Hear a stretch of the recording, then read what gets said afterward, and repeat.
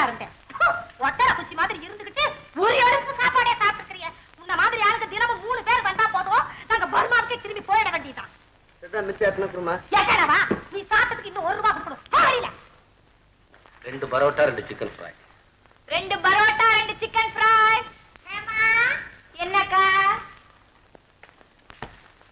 அந்த டேபிள்ல நாய்க்குலம் சாப்பிட்டு முடிச்சுக்கிட்டு அரட்டை அடிச்சுக்கிட்டு இருக்குது. போய் கவனி போ.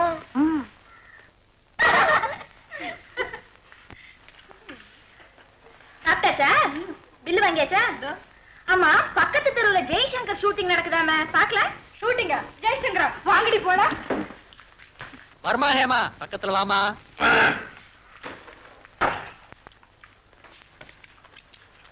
சார், கொஞ்சம் சீக்கிரம் எழுந்திருச்சீங்கன்னா நல்லா இருக்கும். நாங்க சாப்பிட வந்ததே உன்ன பாக்கதானம்மா. எதிர்ச்சி போயிட்டா எப்படி? பில்லு போடுறேன், பணத்தை கொடுத்துட்டு ஒழுங்கா போய் சேருங்க. எவ்வளவு ஒண்ணா பில்லு போட்டுக்க, உனக்கும் சேர்த்து. மரியாதையா பேசினா நானும் பொண்ணா நடப்பேன். இல்ல ஏன் பர்மா வேலையை காட்ட ஆரம்பிச்சிடுவேன். எப்படி வசதி?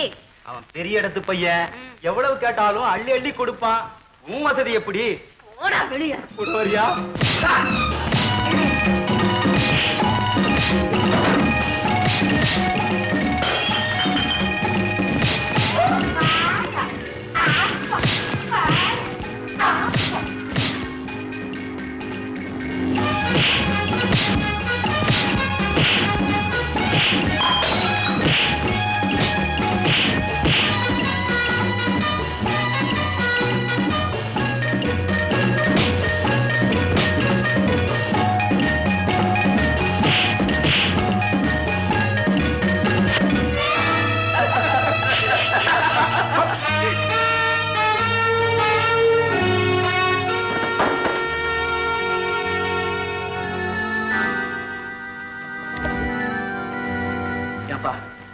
பாவம் பொம்பளைங்க வயசு பழப்புக்கா ஏதோ தொழில் பண்ணிட்டு இருக்காங்க. அவங்க கிட்ட போய் என்ன தகராறு? அடா அடா, எங்க இருந்தா வந்தா பொறுக்கி பாயல.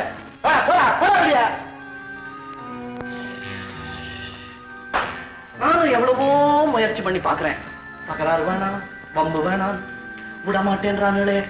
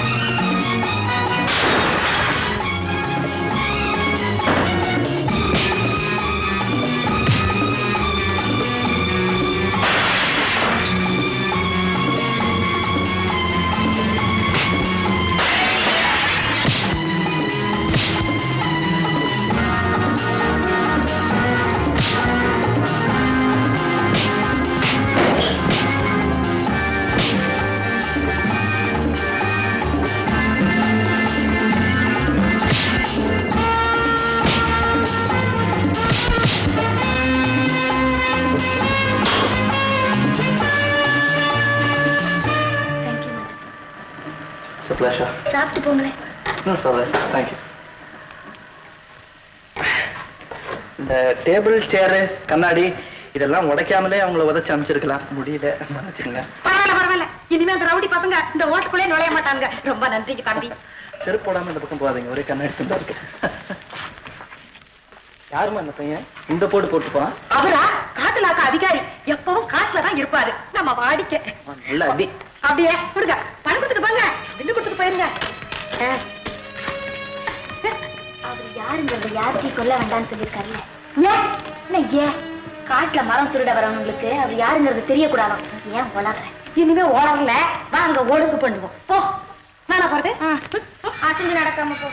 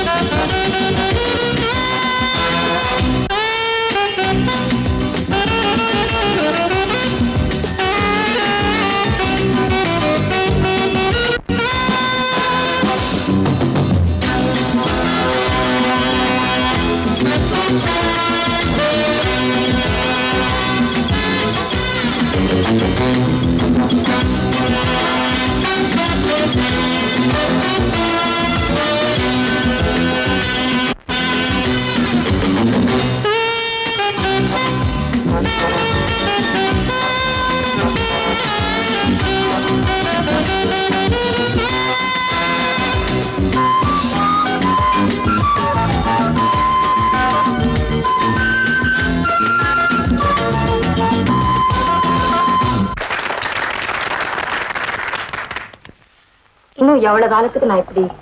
இன்னைக்கு நான் ஒரு முடிவோட தான் வந்திருக்கேன். கல்யாண ஆசையெல்லாம் நமக்கு வேண்டாம், உழைக்கிற வழிபார். டேய், அவளுக்கு நான் ப்ராமிஸ் பண்ணிருக்கேன்.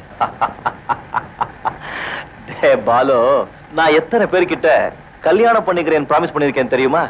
அத்தனை பேருக்கும் நான் தாலி கட்டி இருந்தா என்ன சுத்தி 100கணக்கான மனைவி நின்றுட்டு இருப்பாங்க, பிரசவ ஆஸ்பத்திரியில நிக்கிற மாதிரி. டேய், அவளை நான் ஏமாத்த விரும்பல. மடிய மாதிரி பேசாத.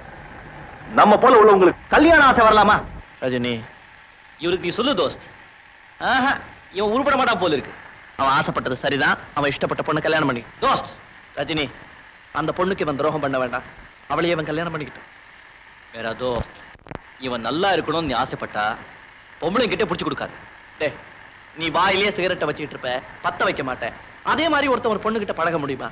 நெருங்கி பழகிட்டான், கல்யாணம் பண்ணிக்கணும்னு ஆசைப்படுறான், நம்மளே கூட இருந்து கல்யாணத்தை நடத்தி வைப்போம். சரி, நான் நடத்தி வைக்கிறேன். ஓகே? Police police.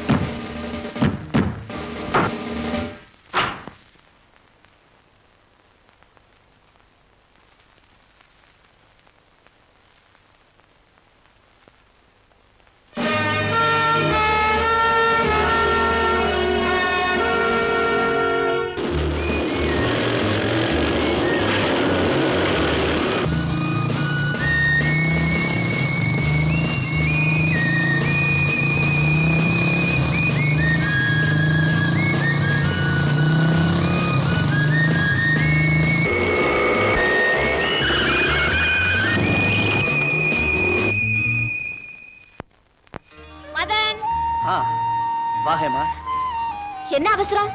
நீங்க உடனே வர சொன்னதா உங்க ஆள் வந்து சொன்னா ஓடி வந்துட்டேன். ஒரு கல்யாணம், என் கூட வேலை பார்க்கிற ஒருத்தருக்கு இந்த காட்டிலே கல்யாணம் பண்றதா முடிவு பண்ணிருக்கோம். இது சொல்றதுக்கு தான் கூப்பிட்டீங்களா? அது மட்டும் இல்ல, நாளைக்கு ஐயரு, தாலி, புடவை இத்தியாதி இத்தியாதி இதெல்லாம் ஏற்பாடு பண்ண வேண்டியது உன் பொறுப்பு. இது சொல்றதுக்கு தானே? ஆனா ஒண்ணு, இந்த விஷயத்தை பத்தி யாருக்கிட்டயுமே பேசக்கூடாது. ஏ? மாப்பிள்ளை பொண்ணு 2 பேருமே வீட்டுக்கு தெரியாம கல்யாணம் பண்ணிக்கிறாங்க. இது ஒரு காதல் திருமணம். இது சொல்றதுக்கு தானே? ஆமா, நீ என்ன வந்ததுல இருந்து பெருமூச்சு விட்டுக்கிட்டே இருக்க? ஆமா, நீங்க அப்ப வீட்டுக்கு தெரியாம? என்னது கல்யாணம்? அப்போ நான் வரட்டுமா? நான் சொன்னதெல்லாம் ஏற்பாடு பண்ணிட்டு